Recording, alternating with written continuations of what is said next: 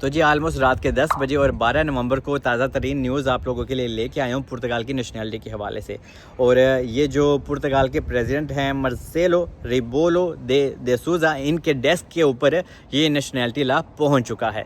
तो जनाब अभी ये वाला जो लॉ है इनके पास पहले ही पहुंच चुका था, लेकिन न्यूज़ इन्होंने अभी अभी दी है कि जैसे पता नहीं अभी अभी इनके पास पहुंचा है। तो ऐसा नहीं है, इनके पास पहले ही ये चीज़ें मौजूद थी, लेकिन आज इन्होंने फिर से ज़रा डिस्कशन वगैरह की है। अभी सारी चीज़ें आपको बताता हूँ। और ये क्वेश्चन भी आप लोगों का कि सलमान अगर हमें 5 साल हो गए हैं तो हम अभी भी क्या नेशनैलिटी अप्लाई कर सकते हैं या नहीं, और कौन कौन सी चेंजिंग होने अभी जा रही है। सबसे पहले आपको बता दूं कि पुर्तगाल की चेंजिंग के हवाले से, लेकिन प्लीज़ चैनल को भी ज़रूर सब्सक्राइब कर लीजिएगा। मैं हमेशा ये लाइन भूल जाता हूँ अपने लिए, क्योंकि मैं वीडियो में बहुत ज़्यादा इन्वॉल्व हो जाता हूँ। एनीवे, सबसे पहले जो अभी तब्दीली की जाएगी वो ये है कि जो हम 5 साल बाद अपनी नेशनैलिटी अप्लाई करते थे वो नहीं कर पाएंगे, क्योंकि हालात भी अभी ऐसे ही नज़र आ रहे हैं।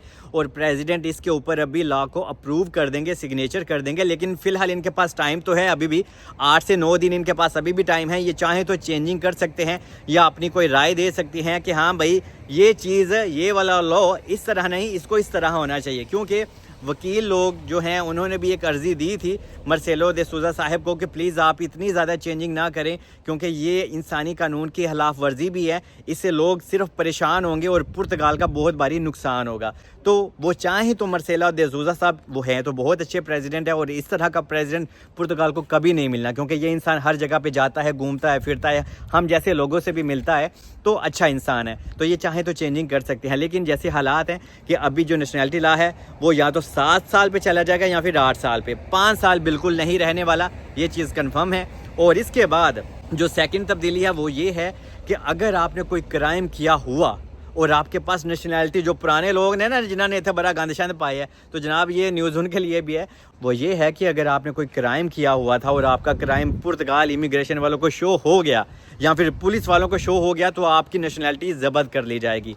और जो लोग अपनी नेशनैलिटी अप्लाई करेंगे, अगर उन्होंने कोई भी क्राइम किया हुआ किसी भी किस्म का, कोई छोटा मोटा हुआ तो नो परेशानी, अगर कोई उन्होंने बड़ा क्राइम किया हुआ और मोस्टली कोई गवर्नमेंट के साथ क्राइम किया हुआ जिनमें इमिग्रेशन सबसे हाई लेवल पे आते हैं, कोई डॉक्यूमेंटेशन से रिलेटेड कोई फेक डॉक्यूमेंट्स यूज़ किया, तो ऐसे लोगों के लिए काफ़ी खतरे की घंटी है। और ये अच्छा भी आई थिंक होना भी नहीं चाहिए। लोग यहाँ पे बहुत 2 नंबरियाँ भी करते हैं, इसी वजह से इमिग्रेशन भी बंद है और पता नहीं क्या क्या चीज़ें बंद है।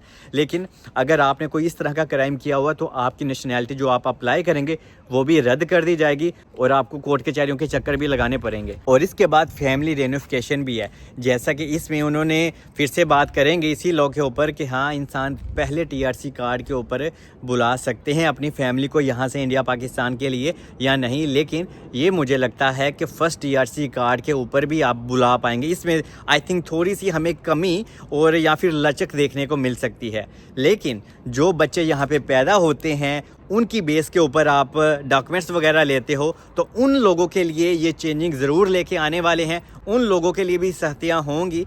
और उसके बाद ये चेंजिंग भी होगी कि पुर्तगाल में हम लोग रहते हैं तो हमें इनका कल्चर पता होना चाहिए, हमारे पास लैंग्वेज सर्टिफिकेट होने चाहिए, वो भी जेन्युइन, कोई फेक डॉक्यूमेंट्स आपने यूज़ नहीं करना।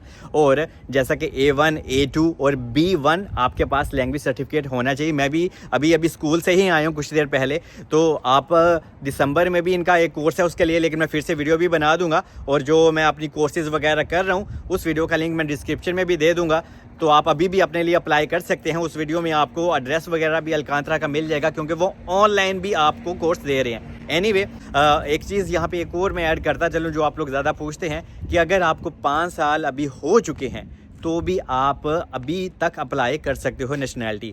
क्यों? क्योंकि अभी तक ये प्रेसिडेंट ने साइन नहीं किए, तो लेकिन आपके पास टाइम थोड़ा सा 1 से 2 दिन या 5 दिन और रह गया, क्योंकि 5 या 8 दिन के अंदर अंदर प्रेसिडेंट साइन वगैरह कर देंगे, तो बाद में अगर नेशनैलिटी का टाइम इन्होंने वाकई ही बढ़ा दिया तो आप नेशनैलिटी अप्लाई नहीं कर पाएंगे। और आप लोगों को और मेरे जैसे लोगों को भी अभी 8 साल या 10 साल के ऊपर ही जाना पड़ेगा, क्योंकि जो नया नेशनैलिटी लॉ है या तो वो 8 साल पे चला जाएगा या तो फिर 10 साल के ऊपर चला जाएगा। और 10 साल तक चला गया तो समझो साड़ी ठीक ठाक थे, बैंड बज जाएगी और हम लोग यहाँ पे जनाब परेशान हो जाएंगे, क्योंकि 10 साल का मतलब 15 साल होगा, और 14 से 15 साल के अंदर अब हम लोगों को पुर्तगाल की नेशनैलिटी मिला करेगी। और ये एक बहुत लंबा टाइम पीरियड है। और मुझे आज एक बांग्लादेश से भाई मिला, कहता है भाई हम इस कंट्री में क्यों आया, मुझे भी नहीं पता क्यों आया।